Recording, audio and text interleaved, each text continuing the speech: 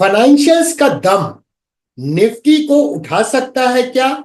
चलो देखते हैं। निफ्टी 50 सितंबर 2024 से अपने ऑल टाइम हाई से 16% गिर चुका है। ये तो आप सभी जानते हैं, लेकिन क्या कमबैक के लिए रेडी है? आज हम फाइनेंशियल सर्विस सेक्टर पे फोकस करेंगे, जो निफ्टी का 35% है, और फिन निफ्टी के चार्ट्स पे भी देखेंगे। मैंने कुछ रिसर्च किया है जो मैं आपके साथ आज शेयर करने वाला हूं। वैल्यूएशन मैट्रिक्स जैसे P ratio, PS ratio, PB ratio, ताकि हम समझ सकें कि मार्केट का अगला मूव क्या हो सकता है। बिगिनर्स हो या फिर प्रो हो, ये वीडियो आपके लिए है। तो चलो शुरू करते हैं और देखते हैं क्या कहता है डेटा।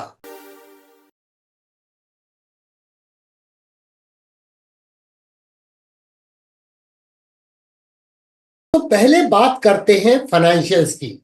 ये सेक्टर निफ्टी 50 का 35% वेट रखता है, मतलब इसका बहुत ही बड़ा रोल है मार्केट के मूड में। क्या ये निफ्टी की रिकवरी में मैन ऑफ द मैच का रोल अदा कर सकता है? जब निफ्टी सितंबर 2024 के हाई से गिरा, तब फाइनेंशियल्स ने किया क्या? फिन निफ्टी, जो इस सेक्टर का इंडेक्स है, करेक्शन के बाद रिकवर हुआ और ऑलमोस्ट ऑल टाइम हाई के पास में ट्रेड हो रहा है।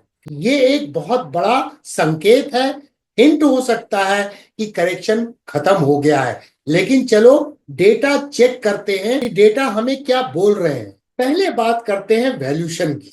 621 फाइनेंशियल्स कंपनी का एग्रीगेट पी रेशियो जो है वो 15.6 है, जबकि 10 साल का एवरेज 24.4, 5 साल का एवरेज 19.6 और 3 साल का एवरेज 17 है। मतलब पी के हिसाब से फाइनेंशियल्स अभी बहुत सस्ता लग रहा है। अगर प्राइस टू सेल्स रेशियो को देखें तो करंटली ये है 2.9, जबकि 10 साल का एवरेज 3.5, 5 साल का 3.1 और 3 साल का है 2.8। ये बोलता है कि सेल्स के हिसाब से भी थोड़ा वैल्यू नजर आ रहा है, लेकिन उतना सस्ता नजर नहीं आ रहा है जितना पी के हिसाब से नजर आ रहा है। अब पीवी रेशियो, फिन निफ्टी का करंट पीबी लगभग 3 है मार्केट रिपोर्ट्स के अनुसार। कंपेयर करो तो 10 साल का एवरेज है 3.2 से 3.5, 5 साल का एवरेज है 2.9 से 3 और 3 साल का है 2.8 से 2.9। तो बुक वैल्यू के हिसाब से ये सेक्टर ज्यादा सस्ता नजर नहीं आ रहा है, लेकिन कॉस्टली भी नजर नहीं आ रहा है। ऑलमोस्ट फेयर वैल्यू पर है। लेकिन जब पी इतना लो है और Fin Nifty all time high के पास है, तो लगता है कि अर्निंग्स का पावर अभी भी स्ट्रांग है।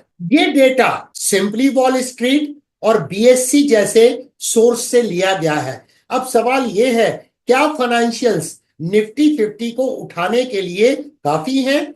इसके जवाब के लिए अब हम चलते हैं प्राइस चार्ट पर और प्राइस एक्शन को समझने की कोशिश करते हैं। चलिए चार्ट पर चलते हैं। ये फिन निफ्टी का प्राइस चार्ट है डेली टाइम फ्रेम में। सबसे इंपॉर्टेंट बात क्या है कि जब सितंबर में ये करेक्शन चालू हुआ तो यहां पर ये पहुंच गया रिकवर होने के बाद।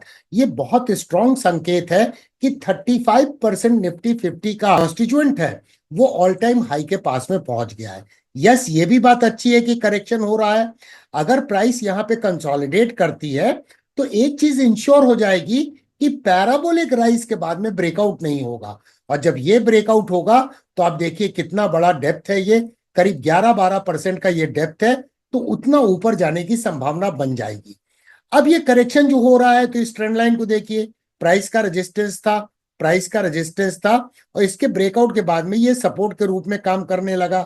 फिर यहां पर प्राइस का ब्रेकडाउन हुआ, फिर सपोर्ट के रूप में काम करने लगा और बाद में ये रेजिस्टेंस बन गया। तो इसका मतलब इस जोन तक करेक्शन समाप्त होना चाहिए, जहां पे ये ट्रेंड लाइन भी है, ये में 21 भी है, ये में 55 भी है और ऐसे में 144 भी है। अगर मोमेंटम की बात करें तो आरएसआई का रेंज शिफ्ट हो चुका है और ये बहुत सिग्निफिकेंट है कि मोमेंटम भी अच्छा नजर आ रहा है। तो यहां पर ऐसा लग रहा है कि ये एक मैन ऑफ द मैच की तरह काम कर सकता है निफ्टी 50 की रिकवरी में। अब निफ्टी आईटी की बात करते हैं तो इसका वेटेज भी 15% है। अब ये देखिए करेक्शन के बाद में ये ट्रेंड लाइन जो है इस ट्रेंड लाइन के पास में ये ट्रेड हो रहा है। वैसे भी यहां पर एक गैप है 34,093 पे, जो एक स्ट्रॉन्ग सपोर्ट के रूप में काम कर सकता है। तो अगर ये थोड़ा बहुत गिरा भी तो अल्टीमेटली ये जो जोन है ये इसका इंपॉर्टेंट डिमांड एरिया होगा। ये कंसोलिडेशन बैंड डिमांड एरिया की तरह काम करेगा। ये भी हो सकता है कि जो फर्स्ट पुल बैक है सेल आउट हो गया है, और जब भी मार्केट रिकवर करता है या ट्रेंड रिवर्सल होता है तो इस तरह के पैटर्न हमें नजर आते हैं। आईटी सेक्टर में ओनली इशू है कि अभी मोमेंटम में बुलिश स्विंग ब्रेकआउट तो हुआ है, लेकिन अभी रेंज का शिफ्ट जो होना चाहिए वो नहीं हुआ है। अब एफएमसीजी सेक्टर की बात करते हैं तो यहां देखिए एक बहुत सॉलिड कंसोलिडेशन बैंड है और वहीं से ये बाउंस बैक नजर आ रहा है, लेकिन अभी कोई रिवर्सल चार्ट पैटर्न का ब्रेकआउट नहीं हुआ है।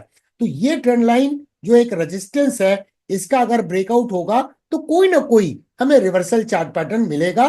55,700 से 55,800 का ये जो सप्लाई जोन है जहां मल्टीपल सपोर्ट है, अगर इसको प्राइस एक बार निकाल लेगी तो प्राइस जो है वो ईएमए 55 के ऊपर में ट्रेड होने लगेगी। लग रहा है कि इसमें भी रिवर्सल के कुछ साइन नजर आ रहे हैं, क्योंकि बाउंस बैक बहुत सिग्निफिकेंट है एक सपोर्ट जोन से। अब ऑयल एंड गैस सेक्टर के अगर चार्ट को देखें तो Nifty oil and gas sector में ये काउंटर ट्रेंड लाइन जो एक रेजिस्टेंस थी इसका ब्रेकआउट हुआ है।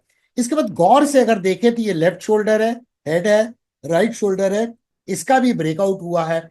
तो यहां भी रिवर्सल के साइन मिल रहे हैं। और मोमेंटम इंडिकेटर आरएसआई को देखें तो रेंज शिफ्ट यहां हो चुका है, इसके पहले बुलिश स्विंग ब्रेकआउट हुआ था। तो इसमें भी संभावना नजर आ रही है कि अब अपसाइड मोमेंटम डेवलप हो सकता है। अगर हम ऑटो सेक्टर के चार्ट को देखें तो यहां पर ये जोन जो है, दोनों ट्रेंड लाइन जो काउंटर ट्रेंड लाइन हमने खींची है, ये एक सप्लाई एरिया है। तो यानी अगर ये 22,500 के ऊपर में ट्रेड होने लगा तो यहां भी हम कोई रिवर्सल चार्ट पैटर्न देखेंगे।